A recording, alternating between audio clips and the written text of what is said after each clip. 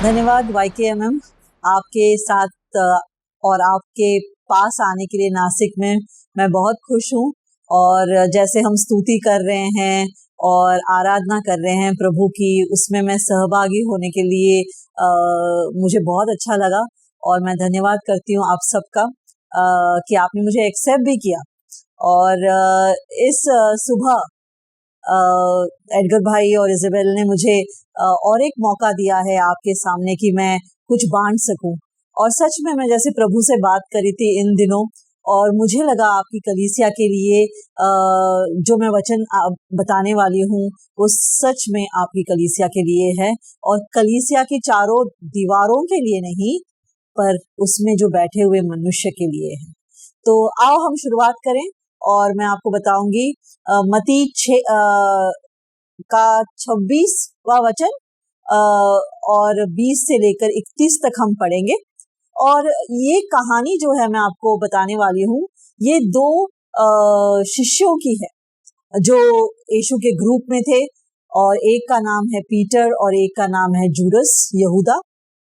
और जैसे हम देखेंगे और जैसे मैं ये वचन पढ़ूंगी, आओ हम अपने बाइबल को खोलें, शास्त्रों को खोलें और हम भी पढ़ने लगे उसमें कि प्रभु क्या कह रहा है और हमें क्या बता रहा है। तो जैसे मैं पढ़ूंगी, ध्यान दो आप भी। जब सांझ हुई तो वह 12 के साथ भोजन करने के लिए बैठा। जब वे खा रहे थे तो उसने कहा, मैं तुमसे कहता हूं कि तुम में से एक मुझे पकड़वाएगा। इस पर वे बहुत उदास हुए और हर एक उससे पूछने लगा, हे गुरु, क्या वो मैं हूँ? उसने उत्तर दिया कि जिसने मेरे साथ थाली में हाथ डाला है वही मुझे पकड़वाएगा। मनुष्य का पुत्र तो जैसा उसके विषय में लिखा है जाता ही है, परंतु उस मनुष्य के लिए शोक है जिसके द्वारा मनुष्य का पुत्र पकड़वाया जाता है। यदि उस मनुष्य का जन्म न होता तो उसके लिए भला होता। और जैसे हम इस वचन को देखते हैं, आओ हम प्रार्थना करें एक छोटी सी। प्रभु, हम धन्यवाद देते हैं तेरे वचन के लिए। तू हमसे बातें कर रहा है प्रभु, तू हमें बता रहा है, तू हमें सिखा रहा है। और हम मांगते हैं तेरी पवित्र आत्मा की अगुवाई से हम इन बातों को कहें और सुने प्रभु। हमारी यही प्रार्थना है यीशु, धन्यवाद। और आगे पढ़ूंगी मैं। तब उसके पकड़वाने वाले यहूदा ने कहा कि हे राबी, क्या वो मैं हूँ? उसने उससे कहा, तू कह चुका। जब वे खा रहे थे तो यीशु ने रोटी ली और आशीष मांगकर तोड़ी और चेलों को देखकर कहा, लो खाओ, यह मेरा देह है। फिर उसने कटोरा लेकर धन्यवाद किया और उन्हें देखकर कहा, तुम सब इसमें से पियो। फिर वे भजन गाकर जैतून पहाड़ पर गए। तब यीशु ने उनसे कहा, तुम सब आज ही रात को मेरे विषय में ठोकर खाओगे, क्योंकि लिखा है कि मैं चरवाहे को मारूंगा और झुंड की भेड़ें तितर हो जाएंगी। और तभी पतरस ने कहा, मैं आपको कभी नहीं छोड़ूंगा। और जैसे हम देखेंगे इन शब्दों का अर्थ, और जैसे मैं देख रही थी और मैं समझ रही थी इस वचन को, और सचमुच कितना अद्भुत है हमारा परमेश्वर। और वो सब कुछ जानता है और वो हमारी दिलों की बातों को जानता है। वो जानता है उसके अंदर क्या है और हम कैसे लोग हैं। पर जानो मेरे भाइयों और बहनों की वो हमसे तब भी प्रेम करता है। हम जैसे भी हैं वो हमसे तब भी प्रेम करता है। और इस सुबह जैसे मैंने आपसे कहा, हम दो जन के जीवन के बारे में देखेंगे। पतरस, हम सब जानते हैं पतरस को, ज्यादा बोलता है, हमेशा ठोकर खाता है, हमेशा प्रभु उसको चिल्लाता है, तब भी वो समझ नहीं पाता। और सच में हम जैसे देखेंगे पतरस को, और फिर उसके बाद यहूदा, प्रभु यीशु ने उसे चुना उसके झुंड में, ये जानते हुए भी वो क्या करने वाला है। और मैं आश्चर्यचकित हो गई जब मैं ये पढ़ रही थी कि क्यों प्रभु, तू जानता है वो क्या करने वाला है, तब भी तूने उसे चुना। और जैसे हम देखेंगे आगे चलकर इन दोनों शिष्यों के साथ क्या होता है, और जैसे हम देखते हैं पतरस के बारे में, तो हम पतरस के बारे में अभी देखेंगे। वो बहुत ही अपने बारे में ज्यादा समझता था। वो समझता था कि मेरे जैसा कोई नहीं, मुझे सब कुछ पता है। और जब यीशु उसको कहता है कि हे पतरस, तू ऐसा तू तेरी कलीसिया चट्टान पर, पतरस की चट्टान पर बनेगी। और सच में इतने सुंदर शब्द सुनकर पतरस को लगता है वाह, यीशु मेरे बारे में कितना अच्छा कह रहा है। और फिर उसके आजू बाजू वो देखता है, सब लोग सुन रहे हैं ना प्रभु क्या कह रहा है मेरे बारे में। और फिर तुरंत ही प्रभु कहता है कि मेरा समय निकट आया है और मैं मरने वाला हूँ। और तुरंत पतरस जो है वो कहता है, प्रभु ये नहीं हो सकता, तू नहीं मर सकता, मैं ऐसा होने नहीं दूंगा। और एक झटके में प्रभु उसे कहता है, पीछे हट शैतान, तू प्रभु के बारे में नहीं, पर ये तुझे शैतान से आया है वचन। और सच में मैं आश्चर्यचकित हो गई कि यीशु उसको ऐसे कहता है।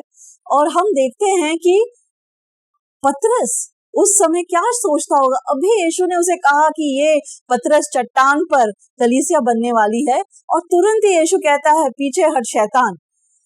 अगर मैं होती तो मैं थोड़ा सा दुखी हो जाती। और सच में मुझे लगता है कि कहीं ना कहीं पतरस भी थोड़ा दुखी हो गया होगा। अरे अभी तो मुझे इतना बड़ा ऐलान किया प्रभु ने, मैं तो ऐसी कलीसिया बनाने वाला हूँ जो चट्टान पर होगी, और अभी मुझे शैतान के दायरे में डाल दिया। और सच में हम पहला जो प्रभु ने कहा वो हमें सुनने को अच्छा लगता है। हम इंसान ऐसे हैं, हम सभी ऐसे हैं, हमें ऊंचाइयों पर चढ़ने का मन है। हमें लगता है कि अच्छी बातें हमारे बारे में कही जाए, और जब हम गलती करते हैं और कोई हमें ताड़ना देता है तो हमें लगता है कि नहीं नहीं, ये मेरे लिए नहीं है। अरे तुमने तो कहा था मैं ऐसी ऐसी चीजें करूंगा, और अभी तुम कह रहे हो कि तुम गलत कर रहे हो, तुम्हें ताड़ना की जरूरत है। और हम जो मनुष्य हैं दुखी हो जाते हैं। और कहीं ना कहीं मुझे लगता है कि पतरस भी थोड़ा दुखी हो गया होगा, क्योंकि उसने अभी इतनी अच्छी बातें सुनी थी और तुरंत ही प्रभु ने उसे कहा कि पीछे हट शैतान। और जैसे हम आगे बढ़ते हैं, हम पतरस को देखते हैं। पतरस ऐसा आदमी था जो लोग, मुझे लगता है उसको थोड़ा सा देखते थे, क्योंकि वो थोड़ा घमंडी था, वो थोड़ा बोलने में बहुत ज्यादा था। मुझे लगता है उसके हाथ भी ज्यादा चलते होंगे, थोड़ा दादा था वो, और दादागिरी उसको आसानी से आती है। और वो सोचता होगा मुझे तो कभी भी मेरे मच्छी के धंधे में किसी ने ऐसे नहीं कहा पीछे हट शैतान। और यीशु जिसके साथ मैंने सब कुछ छोड़ दिया, और जिसके लिए मैं सब कुछ छोड़ के उसके पीछे चला, और वो मुझसे कह रहा है पीछे हट शैतान। और सच में पतरस सच में सोचता होगा क्यों। मुझे लगता है अगर मैं होती तो मैं कहती रहने दो बाबा, यीशु बस, तूने इतनी अच्छी बातें अब भी मुझसे कही, और अभी तो मुझे कहता है शैतान। मुझे लगता है मुझे मेरे मछुआरे के धंधे में जाना अच्छा लगेगा, क्योंकि लिए वहां पर लोग मुझे थोड़ा सा देखते हैं, उनको लगता है कि मैं कुछ हूँ। और मुझे लगता है कि पतरस ऐसा सोचता होगा कि सच में सब छोड़ दूं और हट जाऊं, पर एक्चुअली पतरस ऐसे नहीं सोचता। अद्भुत है, पतरस ऐसे बिल्कुल नहीं सोचता। वो जितना घमंडी है उतना ही नम्र भी है। उसमें दोनों चीजें हैं, घमंड भी है पर नम्रता भी फूट फूट कर है। और हम देखते हैं कि वो तब भी यीशु के पीछे चलने के लिए राजी है। यीशु ने उससे वो ये कहा, उसने इतना मन को लगाकर नहीं लिया, पर वो उसके पीछे पीछे चल रहा था। और कितनी बार हम ऐसी गलतियां करते हैं, कितनी बार हमें ताड़ना मिलती है और हम दुखी हो जाते हैं। हम सोचते हैं कि क्या लोग मुझे समझते नहीं हैं, इनको क्या पता मैं किस चीजों से जूझ रही हूँ, इनको क्या पता मेरे साथ क्या हो रहा है। और मुझे ऐसा लगता है कि काश काश ऐसा शब्द कोई इस्तेमाल ना करे मेरे लिए। और हम देखते हैं पतरस थोड़े आगे जाके और एक गलती कर देता है, और फिर वो कहता है कि प्रभु कहता है मेरी भेड़ों को जब चरवाहे को मारेंगे तो भेड़ तितर पितर होने वाली है। और पतरस तुरंत कहता है, उसके पास शब्द ही शब्द है, वो कहता है नहीं प्रभु, मैं कभी नहीं तुझे छोड़ूंगा, कभी नहीं, मैं तेरे साथ रहूंगा, मैं तेरे लिए हूं। और सच में हम देखते हैं तुरंत ही यीशु उससे कहता है, पतरस, मुर्गे की बांग के पहले, सुबह होने के पहले तू 3 बार मुझे नकारेगा। और पतरस मुझे लगता है थोड़ा चुप बैठता है, जैसे ही ये प्रभु की बातें वो सोचता है, और फिर वापस कहता है, नहीं प्रभु, मैं तुझे नहीं छोड़ूंगा। नहीं, यीशु कहता है सुबह की बांग होने से पहले तू 3 बार मुझे नकारेगा। और पतरस सुनने के लिए रेडी नहीं, उसको बात करने को बहुत अच्छा लगता है, मुझे भी बहुत बात करने को अच्छा लगता है, कभी कभार मैं भी ज्यादा सुनती नहीं हूँ। और पतरस भी ऐसे है, वो बिल्कुल सुनने के लिए राजी नहीं है, उसे लगता है कि मैं कर लूंगा, मैं तो प्रभु को कभी नहीं छोड़ूंगा। और जैसे प्रभु की वो बातें वो सुनता है, वो लगता है कि ऐसे ही कह दिया होगा प्रभु ने मेरे लिए, पर मुझे नहीं लगता ये मेरे लिए है। प्रभु ने देखा है, मैंने तो अपना मछुआरे का बिजनेस छोड़ दिया, मैंने अपना घर, मेरी औरत को छोड़ दिया, वो भी घर पर है, और मैं प्रभु के साथ पीछे पीछे चल रहा हूँ। और मुझे लगता है कि नहीं, ठीक है, यीशु है ना, मेरा दोस्त है, मैं उसकी बातों का बुरा नहीं मानूंगा। वो बहुत ही अपने आप में सेल्फ कॉन्फिडेंट था, उसको ऐसे शब्दों की ज्यादा असर नहीं होता था। पर एक्चुअली हमें हमारे शब्दों के बारे में थोड़ा सा केयरफुल रहना चाहिए, थोड़ा संभाल कर हमने बात करना चाहिए। किसी ने कहा है, मनुष्य बुद्धिमान तब है जब वो अपनी ताकत प्रभु में ढूंढता है। प्रभु में अगर आप अपनी ताकत ढूंढोगे, वो आपकी बुद्धिमानी है। और फिर कभी कभार ऐसे हो जाता है कि जब तुम अपने बारे में बहुत अच्छा सोचते हो, ये जानो कि ऐसे लोग बहुत ही सस्पिशियस हैं।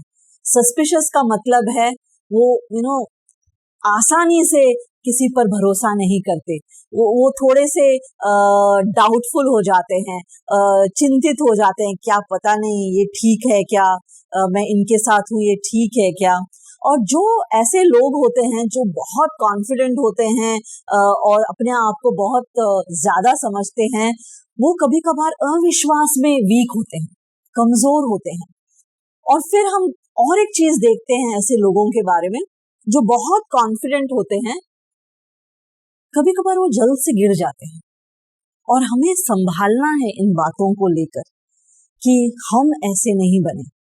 हमने सीखा पतरस से, पतरस एक हमारे लिए एक एग्जाम्पल है कि वो सिखाता है हमें, अरे मेरे जैसा मत बनो, मैंने गलतियां की हैं पर तुम मेरे जैसा मत बनो। फिर हम देखते हैं पतरस वो करता है जो प्रभु ने कहा, वो प्रभु को नकारता है। और जैसे ही बांग बजती है और वो प्रभु को नकारता है, उसकी आंखें यीशु मसीह से मिलती हैं और वो फूट फूट कर रोने लगता है। उसे इतनी मुश्किल होती है कि मैं, जिसने कहा कि प्रभु मैं तुझे कभी नहीं छोड़ूंगा, और मैंने ऐसे किया। और सच में भाइयों और बहनों, हम ऐसे ही हैं। हम बहुत सारी चीजें प्रभु को कहते हैं, मैं तुझे कभी नहीं छोड़ूंगा। हम जब चमत्कार देखते हैं हमारे जीवन में, हम कहते हैं अरे कितना अद्भुत चमत्कार है मेरे जीवन में, यीशु तू ही राजा है। और फिर थोड़े दिनों के बाद जैसे चमत्कार धुंधला हो जाता है, फिर वो यीशु मसीह को जो हमने वादा किया था कि हम तेरे पीछे चलेंगे, वो थोड़ा धुंधला होने लगता है। पर जैसे पतरस यीशु की आंखों में देखता है, यीशु से माफ करता है। यीशु की आंखें इतने दर्द में वहां पर वो मारा जा रहा था, पर जैसे ही उसकी आंखें पतरस से मिलती हैं, यीशु से माफ करता है और कहता है मन में, पतरस मैंने तुझे माफ किया। और पतरस का हृदय जैसे मोम की तरह पिघल जाता है। और उसे पता है कि उसने पाप किया है, उसे पता है कि उसने प्रभु को नाकारा है, वो यीशु को जो उसके साथ साथ चला है। सच में मैं कहूंगी भाई और बहनों, हमें थोड़ा नम्र होने की जरूरत है। पतरस नम्र हो गया, पतरस ने माफी मांगी, पतरस ने पश्चाताप किया, और जब यीशु पुनरुद्धान के बाद में आया पतरस से मिलने, और उस रेत में वो बैठे थे समुद्र के सामने, और यीशु कहता है, पतरस क्या तू मेरे भेड़ों को संभालेगा? फिर वापस यीशु कहता है, पतरस क्या तू मेरे भेड़ों को संभालेगा? और फिर तीसरी बार वापस यीशु कहता है, पतरस क्या तू मेरी भेड़ों को संभालेगा? और पतरस कहता है, हाँ प्रभु। और पतरस तब भी रोने लगता है। उसे पता है 3 बार उसने प्रभु को नाकारा, और 3 बार यहाँ पर प्रभु उससे वापस वापस वापस पूछ रहा है, क्या प्रभु मुझ पे भरोसा नहीं कर रहा? क्या मैं क्योंकि लिए मैंने गलती की थी, क्या वो मुझ पे भरोसा नहीं कर रहा? पर यीशु कहता है, मैं तुझ पे भरोसा करता हूँ, मुझे पता है तू मेरी भेड़ों को संभालेगा। और सच में हम देखते हैं आगे चल के पतरस वो चट्टान बनता है जिसपे यीशु मसीह की कलीसिया की शुरुआत होती है। और हम देखते हैं पेंटिकॉस्ट के वक्त में 3000 लोग यीशु मसीह के पास आते हैं, और हम देखते हैं वो पतरस जो बात नहीं कर पाता था, जो हड़बड़ाहट करता था, जो जिसको सोचने के लिए वक्त लगता था और बातें पहले करता था, वो पतरस 3000 लोगों को यीशु मसीह के बारे में बताता है, और वो यीशु मसीह के पास आते हैं। अद्भुत अद्भुत। जब से हम पतरस के बारे में देखते हैं, मैं कहूंगी कलीसिया, हमें हमारी जिंदगी यीशु मसीह को देनी है। हम इस धरती पर हैं, हम बहुत सारी गलतियां करेंगे, पर जानो जब हम यीशु मसीह के पास आते हैं पश्चाताप में, उससे माफी मांगते हैं, वो हमें माफ करता है, वो हमें साफ करता है, वो हमारे पापों को क्षमा करता है। और पतरस ने अच्छी चीज चुनी।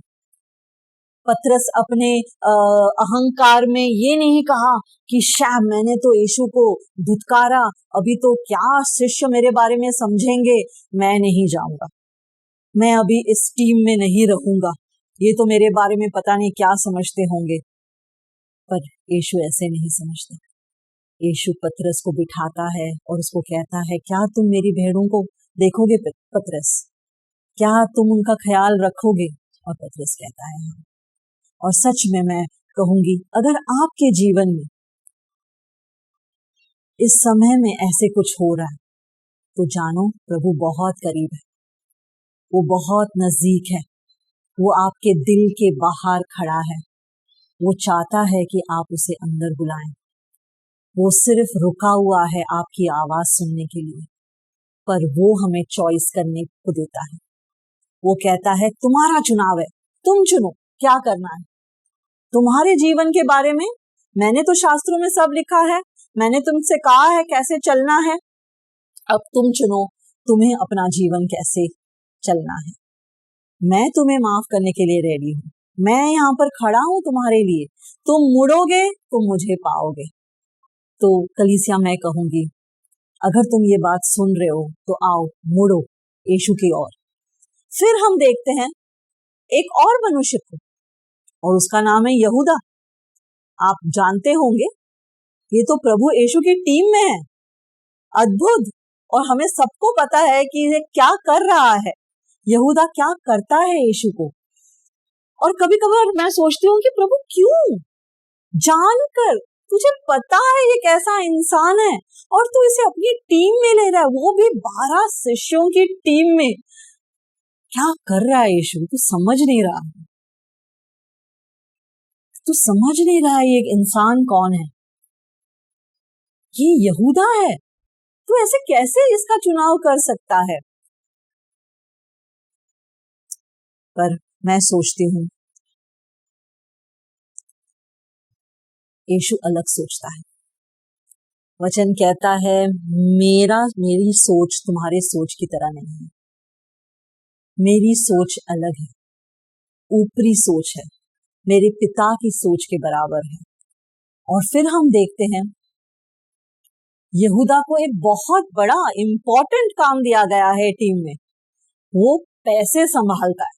आप सबको पता है पैसे संभालने वाले लोगों को उनका चरित्र अच्छा होना चाहिए, वो भरोसेमंद होने चाहिए, वो ऑनेस्ट होने चाहिए। मैं तो अपने बिजनेस में ऐसे ही लोगों को अपना पैसा संभालने दूंगी। पर यहाँ पर हम देखते हैं, मुझे नहीं पता अगर यीशु ने यहूदा को ये काम दिया है या यहूदा ने खुद चुपचाप ये काम अपने इसमें ले लिया है और कहा है कि नहीं नहीं नहीं मैं कर लूंगा, क्योंकि उसका मन ठीक नहीं था। वहां पर तो मती भी था। मती तो कैश लेने में बहुत ही माहिर है, वो तो चुंगी लेने वाला था, वो तो अकाउंटेंट है। पर हम देखते हैं कि मती ऐसे नहीं करता, वो आगे आगे बढ़कर चीजों को नहीं लेता। क्यों? क्योंकि लिए वो अपने में और यीशु में सुरक्षित है। वो सुरक्षित है जहां पर यीशु ने उसे रखा है। और जैसे ही आपको पता है, जब मती यीशु को मिलता है, उसका जीवन बदल जाता है। वो उन लोगों को पैसे देता है जिससे उसने पैसे लिए। अद्भुत, अद्भुत। और मैं तो ऐसे आदमी को अपना गल्ला संभालने दूं, यहूदा दूर की बात मैं मुझे नहीं पता कि मैं यहूदा को दूं, पर मती मुझे लगता है ये भरोसेमंद के काबिल है। ये बदल गया है, इसका जीवन अलग है। अभी ये यीशु के पीछे चल रहा है। इसने तो चुंगी लेना भी छोड़ दिया, इसका तो पूरा परिवर्तन हो गया है। मैं तो इस बंदे को दूं, ये मेरे टीम में अच्छा लगेगा। पर नहीं, यीशु हमारे जैसे नहीं सोचता, वो यहूदा को चुनता है। आपको पता है कि यहूदा टीम में था, वो सब कुछ सीखा और सुन रहा था जो यीशु अपने शिष्यों को बता रहा था। और जैसे यीशु चमत्कार पे चमत्कार किए जा रहा था, यहूदा वहीं पर था, देख रहा था।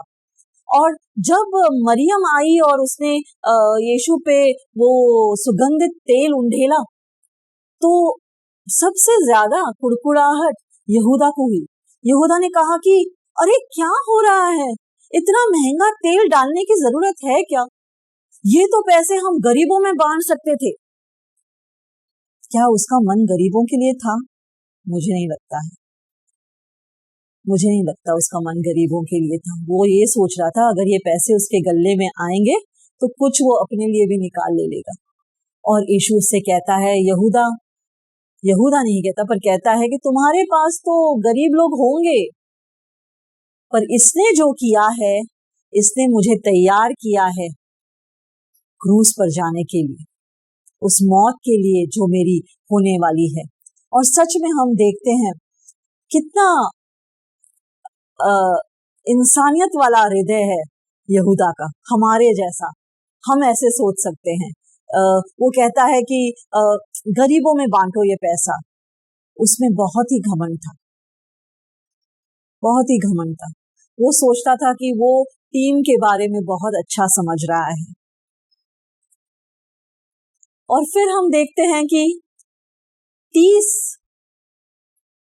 चांदी के सिक्कों के लिए वो यीशु मसीह को बेच देता है। आज के जनजीवन में ये 30 चांदी के सिक्के 14 से 17 हजार के करीब होंगे। और हम सोचेंगे 14 से 17 हजार के लिए, पर उस समय में ये रकम लाखों में थी। 30 सिक्के बहुत बड़े और बहुत मायने रखते थे। और फिर हम देखते हैं कैसे यहूदा सिर्फ 30 सिक्कों के लिए यीशु को बेच देता है। ये बड़ा अमाउंट है। और फिर हम देखते हैं, वचन देखते हैं, और वचन कहता है, इंसान के किस काम का अगर वो पूरे दुनिया को जीते और अपने आत्मा को खो दे। सच में मैं ये कहूंगी यहूदा के बारे में, क्या फायदा उन 3 सिक्कों का, जबकि उसका जो हृदय है और जो उसकी आत्मा है वो उसने बेच दिया उस दिन, बिना सोचे बिना समझे। और सच में मैं सोच रही थी, यहूदा तू तो यीशु के साथ था, तेरे पास एक अच्छा काम भी था अकाउंटेंट का, और तू यीशु के साथ साथ घूमता था, क्या तूने यीशु से कुछ सुना नहीं? जब यीशु कह रहा है उस मेज पर कि कोई मुझे त्यागने वाला है आज और मुझे देने वाला है फरीसियों के हाथों। और यहूदा वहां पर बैठा हुआ था और कहता है कि क्या प्रभु मैं हूँ? उसे पता है कि वो है और तब भी वो प्रश्न करता है, क्या प्रभु मैं हूँ? और प्रभु कहता है, जो मेरे साथ मेरे हंडी में हाथ डाले वो मुझे बेचने वाला है। और कलीसिया, सच में जब हम सुनते हैं ये बात तो बहुत ही खराब लगता है मन को। हम सब कुछ पा सकते हैं इस दुनिया में, हम पैसे के पीछे भाग सकते हैं, हम सक्सेस के पीछे भाग सकते हैं, हम सोच सकते हैं हमें अमीर बनना है और मुझे सब कुछ चाहिए जो दुनिया में दिख रहा है, जो चमक है। और हम बहुत ही क्या बोलते हैं, ग्रीडी बन सकते हैं, बहुत ही सोच सकते हैं कि ये भी चाहिए मुझे, वो भी चाहिए मुझे। पर क्या अगर तुम ये सब पालोगे और अपना हृदय और अपनी आत्मा खो दोगे तो उन सब चीजों का क्या अर्थ है?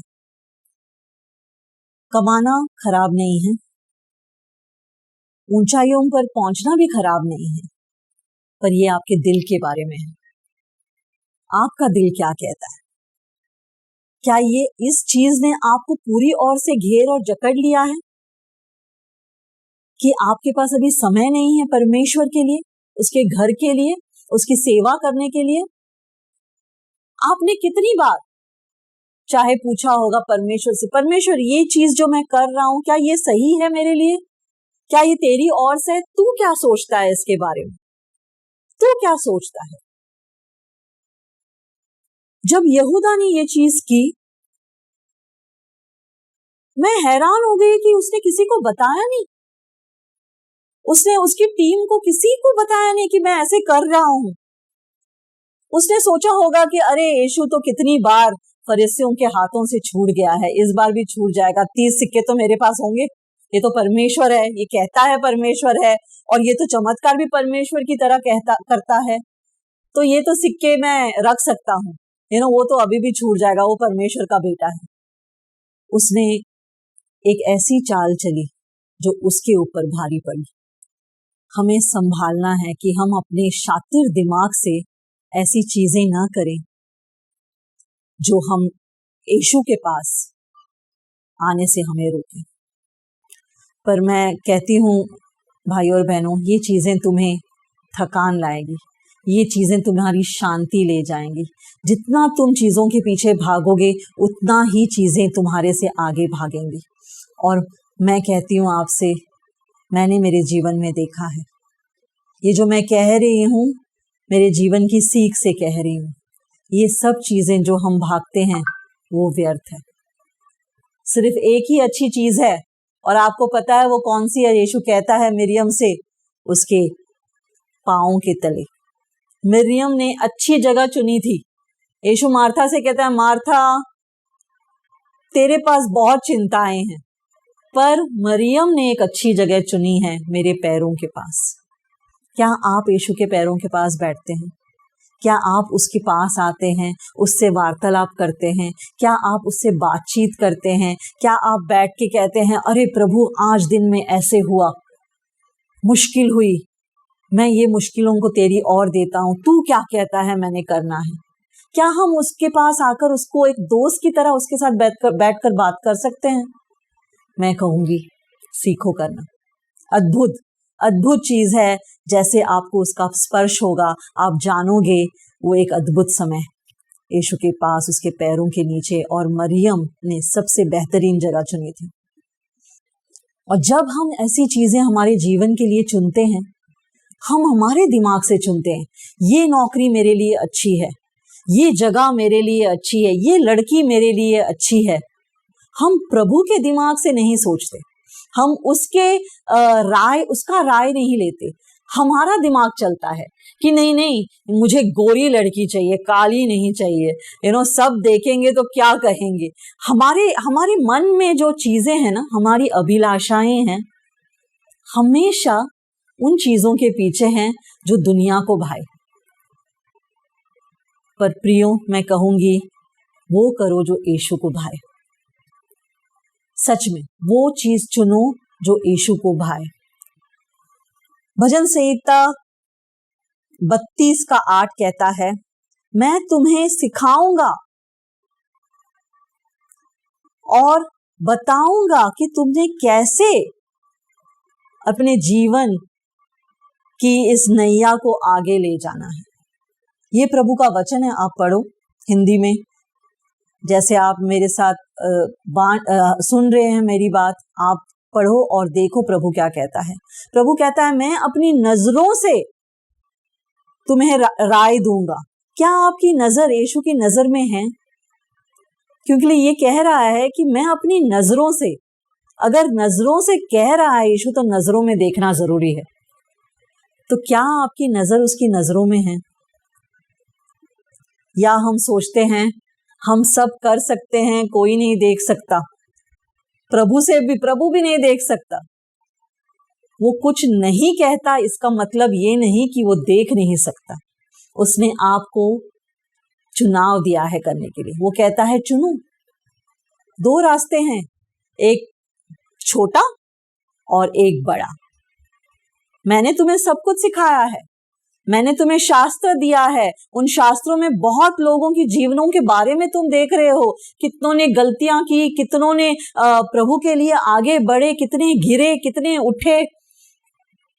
चुनाव आपका है कि आपको कौन से रास्ते पर चलना है, आपको किसकी राय माननी है, आपको अपने कानों को किसकी ओर लगाना है। और फिर हम देखते हैं यहूदा के बारे में।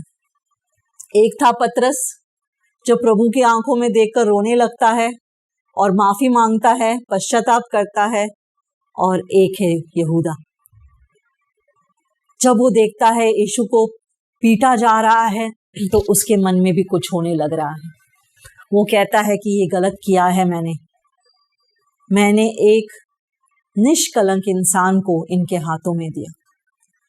और फिर वो जाता है फरीसियों के पास और वो उन जो पैसे उन्होंने दिए थे वो उनकी ओर फेंकता और कहता है, नहीं, मुझे ये पैसे नहीं चाहिए, तुम इसे छोड़ दो। पर वो कहते हैं, नहीं, ये तुम्हारे सर पर है, तुमने बेचा है इसे। और घमंड अब भी यहूदा में है।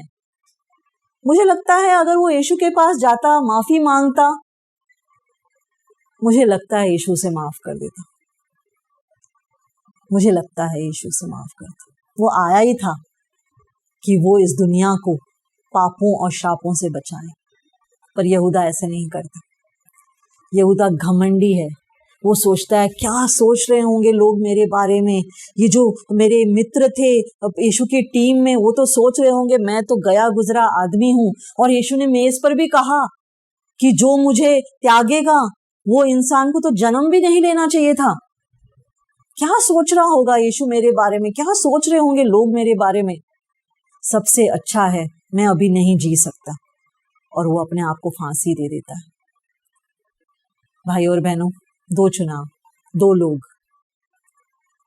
एक घमंडी और नम्र, एक घमंडी और अविश्वासी।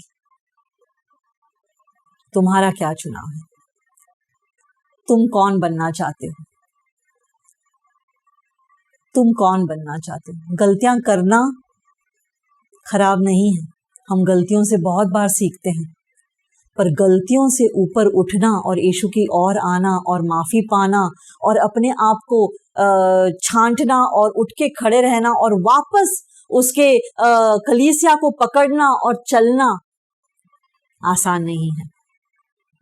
प्रोत्साहित करूंगी मैं आपको कि आप यहूदा जैसे न बने, आप पतरस जैसे बने।